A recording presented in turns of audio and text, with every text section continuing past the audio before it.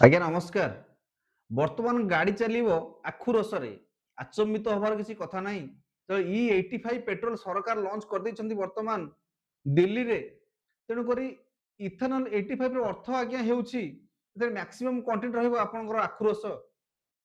ଏଇଠି ୟୁଜ୍ ହେବ ଆପଣଙ୍କର ରାଇସ୍, ମକା ଇତ୍ୟାଦି ସବୁ ଜିନିଷ, ଯେଉଁ ଜିନିଷରୁ ତିଆରି ହେଇପାରିବ ଆଜ୍ଞା ଇଥାନଲ।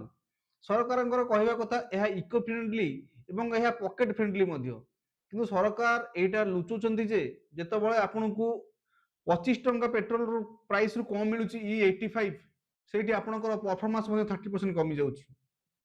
ଅନ୍ୟ ପକ୍ଷରେ 2000 ଛାଡ଼ି ଦିଅନ୍ତୁ 22-23 ଛାଡ଼ନ୍ତୁ 20 ମସିହା ପୂର୍ବରୁ ତିଆରି ହେଇଥିବା ଗାଡ଼ି ଗୁଡ଼ିକ E85 ପାଇଁ ଯୋଗ୍ୟ ନୁହନ୍ତି, ପ୍ରଯୁଜ୍ୟ ନୁହନ୍ତି। କିଛି ଗାଡ଼ି ମାତ୍ର ତିଆରି ହେଇଛନ୍ତି ଯୋଉମାନେ ଇଞ୍ଜିନରେ E85 ପଡ଼ିପାରିବେ, E25 ପାଇଁ ମଧ୍ୟ ଆଜ୍ଞା ସପୋର୍ଟ କରୁନାହାନ୍ତି।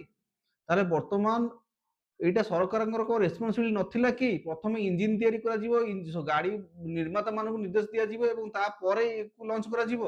ଆପଣ ଏତେ ବ୍ୟସ୍ତ କାହିଁକି? ଲାଭ କାହା ପାଇଁ? ଲାଭ ଯାଉଛି କୋଉ ମନ୍ତ୍ରୀଙ୍କ ପକେଟକୁ, କୋଉ ମନ୍ତ୍ରୀଙ୍କ ପୁଅ ପାଖକୁ? ଯଦି ଆପଣ ଜାଣିଛନ୍ତି କମେଣ୍ଟ ମାଧ୍ୟମରେ ଟିକେ ଜଣାନ୍ତୁ। କହିବାର କଥା E20 ପେଟ୍ରୋଲ ପାଇଁ ଗାଡ଼ି ସପୋର୍ଟ କରୁନଥିଲା ବେଳେ ହଠାତ୍ E85 ଏତେ ବ୍ୟସ୍ତ କାହିଁକି? ଏହା ପଛର ରହସ୍ୟ କ'ଣ? ସରକାରଙ୍କ କହିବା କଥା ଏନର୍ଜି ଏମିଶନ କମିବ, ଆମର ଯୋଉ ୟୁଏସ୍ ଡଲାର ଆମର ଫ୍ଲୋ ହଉଛି ସେଇଟା କମିବ, ଆମର ଇମ୍ପୋର୍ଟ ଡିପେଣ୍ଡେନ୍ସି କମିବ। ହଁ ଆଜ୍ଞା ଠିକ, we are supporting all this. किंतु आम गाड़ी या सपोर्ट कर तो आज्ञा ये जो गरीब देश गोटे गाड़ी किनला आज्ञा 3 वर्ष 4 वर्ष लगी जाऊँ गोटे ईएमआई देवा बेल पर गाड़ी टणा ही पड़ोसी। जो बुलेट रे जदि देखो 10 माइलेज तेल आज्ञा बर्तमान देख 8-7 लोक गाड़ी चलेबे नहीं। आपण सीना 20 कही दे 20% कमी जाऊँगी कि देखु केते% ये माइलेज कमुची।